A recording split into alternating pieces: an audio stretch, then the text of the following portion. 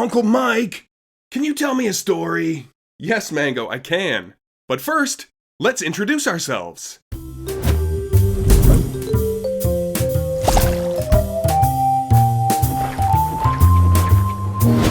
Hi, everyone. I'm Uncle Mike. And I'm Mango. And today, we're going to tell you the tale of Peter Rabbit. Mango, do you know the story of Peter Rabbit? No, I don't think so. In this story, a mischievous little rabbit sneaks into a farmer's garden and eats all the vegetables. Uh-oh, that doesn't sound good. Does the farmer get mad? Well, we'll have to read and find out. So if you're ready, sit back, relax, and let's begin.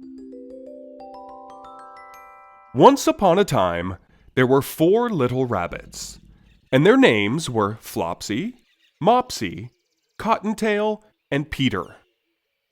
They lived with their mother in a sandbank underneath the root of a very big fir tree. "Now, my dears," said old Mrs. Rabbit one morning, "you may go into the fields or down the lane, but don't go into Mr. McGregor's garden. Your father had an accident there. He was put into a pie by Mrs. McGregor. Now run along and don't get into any mischief. Do you hear me, Peter? I'm going out." Then old Mrs. Rabbit took a basket and went through the woods to the baker's. She bought a loaf of brown bread and 5 currant buns. Flopsy, Mopsy, and Cottontail, who were good little bunnies, went down the lane to gather blackberries. But Peter, who was very naughty, ran straight away to Mr. McGregor's garden and squeezed under the gate. First, he ate some lettuces and some French beans. Then, he ate some radishes. And then, feeling rather sick, he went to look for some parsley. But round the end of a cucumber frame, who should he meet but Mr. McGregor? Mr. McGregor was on his hands and knees planting out young cabbages. But he jumped up and ran after Peter, shaking his fist, calling out, "Stop, thief!" Wait. Is Mr. McGregor a bad guy? Well, it's not that he's a bad guy, Mango, but he is a little frustrated because Peter keeps eating all his vegetables. Wouldn't you be frustrated if someone snuck into your house and ate all of your bananas? Whoa! Totally not cool, man. I'd be so mad. Yeah, exactly. So that's why he's frustrated. Let's see what happens next. Mr. McGregor was on his hands and knees planting out young cabbages. But he jumped up and ran after Peter, shaking his fist, calling out, "Stop, thief!" Peter was most dreadfully frightened. He rushed all over the garden, for he had forgotten the way back to the gate. As Peter ran, a small photo of his father slipped from his pocket and fluttered to the ground. It was the only picture he had, but there was no time to go back. After losing it, he ran on all 4 legs and went faster, so that I think he might have gotten away altogether if he had not unfortunately run into a gooseberry net and got caught by the large buttons on his jacket. It was a blue jacket with brass buttons, quite new. Peter thought all was lost and began to cry big tears. But his sobs were overheard by some friendly sparrows. They flew to him in great excitement, chirping and encouraging him to keep trying. Mr. McGregor dropped the basket he had intended to trap Peter in and lunged forward with his bare hands. But Peter darted away just in time, leaving his jacket behind him. Peter rushed into a tool shed and jumped into a can. It would have been a beautiful thing to hide in, if there had not been so much water in it. Mr. McGregor was quite sure that Peter was somewhere in this tool shed. Perhaps hidden underneath a flower pot. He began to turn them over carefully, looking under each one. Suddenly, Peter let out a big sneeze. Achoo! Mr. McGregor heard it and went after him in no time. Mr. McGregor tried to put his foot upon Peter, who jumped out the window just in the nick of time. The window was too small for Mr. McGregor, and he was tired of running after Peter, so he went back to his work. Peter sat down to rest. He was out of breath and trembling with fright. He had not the least idea which way to go. After some time, he began to wander about, going hippity-hop, not very fast, and looking all around.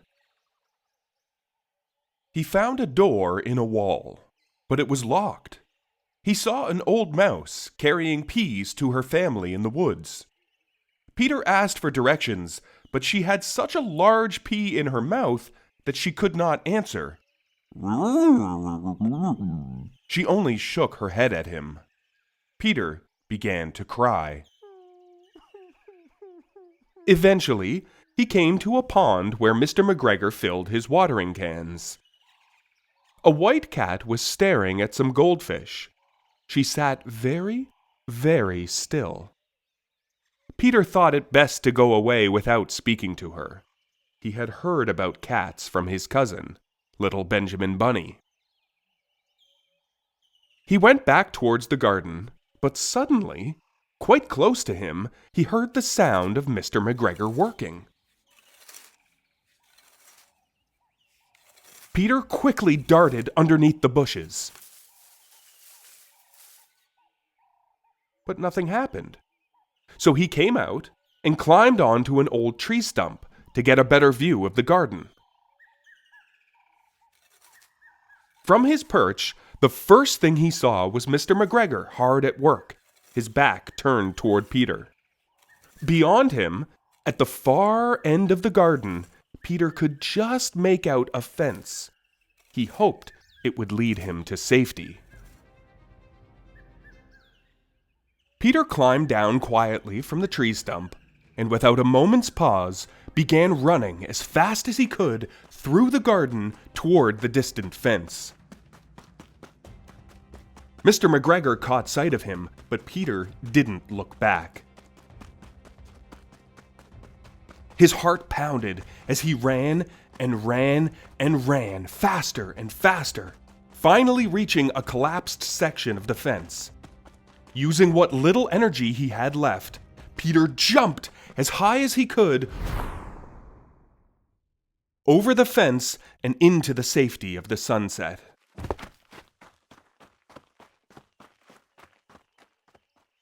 Mr. McGregor took the little jacket Peter had abandoned and hung it on a post in the garden, turning it into a scarecrow to frighten away the blackbirds. Peter never stopped running or looked behind him until he got home to the big fir tree. He was so tired that he flopped down upon the nice soft sand on the floor of the rabbit hole and shut his eyes. His mother was busy cooking. She wondered what he had done with his clothes. It was the second little jacket Peter had lost this month. I'm sorry to say that Peter was not very well during the evening. His mother put him to bed and made him some chamomile tea. She gave a dose of it to Peter. 1 tablespoonful to be taken at bedtime. As Peter slept, Flopsy, Mopsy, and Cottontail had bread and milk and blackberries for supper. The end. So, what did you think of that story, Mango? I liked it. And I'm glad Peter got home safely. Yeah, me too. Hey, Mango, did you know that this story is over 100 years old? Whoa! That's like really old. Yeah, it is. My dad used to read this story to me when I was a kid. That's so cool! And now you're reading it to me! And them! That's right. If you and your family would like to read more stories with me and Mango, what should they do, Mango? Subscribe to our channel so you don't miss the next video! That's right. And we'll see you in the next one. Bye! See ya!